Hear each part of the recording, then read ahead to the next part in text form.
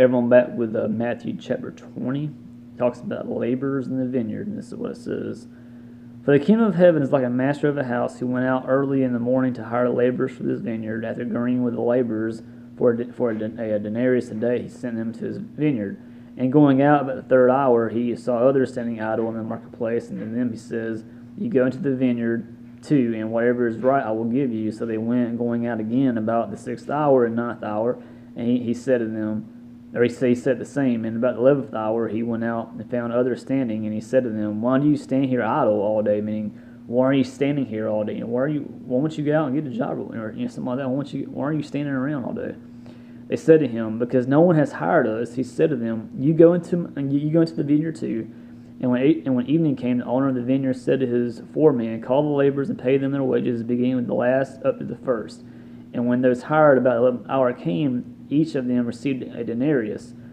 And now when those hired first came, they thought they would receive more, but each of them also received a denarius. And on receiving it, they grumbled at the master of the house, saying, These last worked only 1 hour, and you have made them equal to us, who have borne the burden of the day and the scorching heat. But he replied to one of them, Friend, I am doing you no wrong.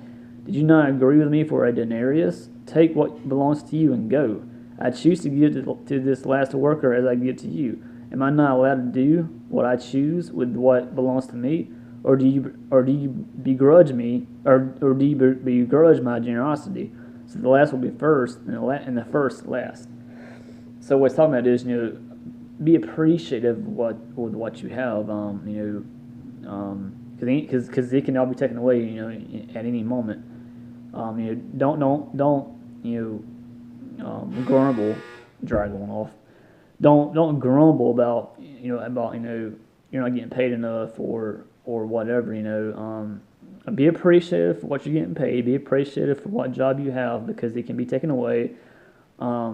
Many people out there are homeless. They have no food. They have no water. There's nothing out there for them, and and that's why it's so important for us to enjoy what we have, because it can be taken away at any moment, and it's not good for us to grumble and all this, because it's just gonna make you miserable. So be appreciative of what you've got, because it can be taken away at any moment.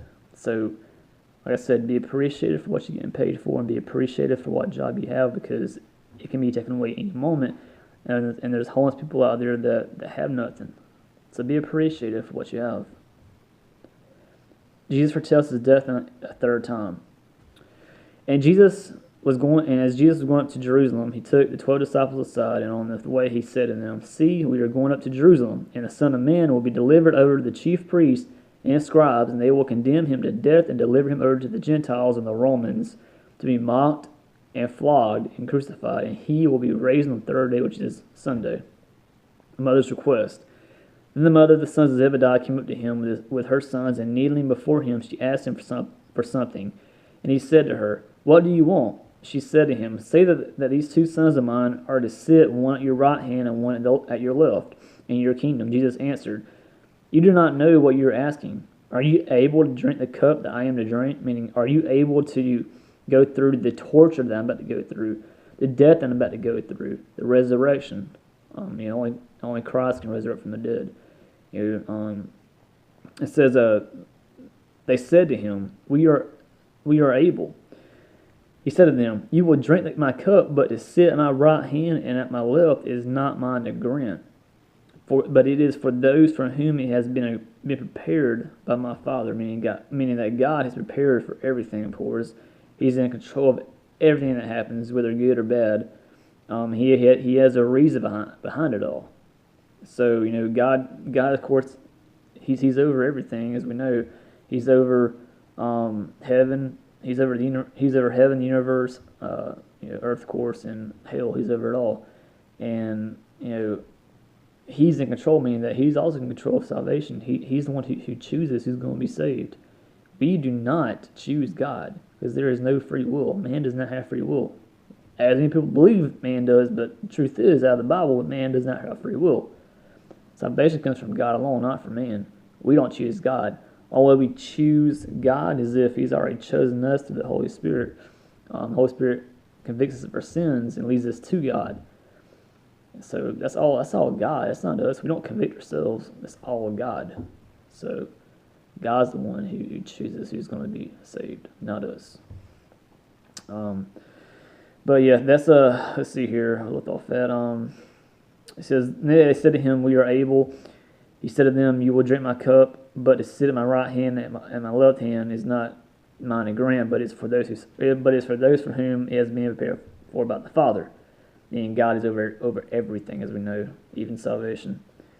And when the 10 heard it, they were indignant at the two brothers. But Jesus called them to him and said, "You know that the rulers of the Gentiles lord it over them, and their great ones exercise authority over them. It shall not be so among you, but whoever would be great among you must be your servant, and whoever would be first among you must be your slave.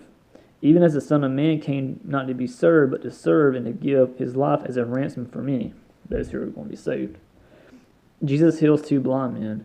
And as they went out of Jericho, a great crowd followed him, and behold, there were 2 blind men sitting by the roadside. And when they heard that Jesus was passing by, they cried out, "Lord, have mercy on us, Son of David." The crowd rebuked them, telling them to be silent, but they cried out all the more, "Lord, have mercy on us, Son of David." And stopping, Jesus called them and said, "What do you want me to do for you?" They said to him, "Lord, let our eyes be open." And Jesus in pity touched their eyes, and immediately they recovered their sight and followed him. Amen. This is chapter 20, and I'll do chapter 21 here shortly.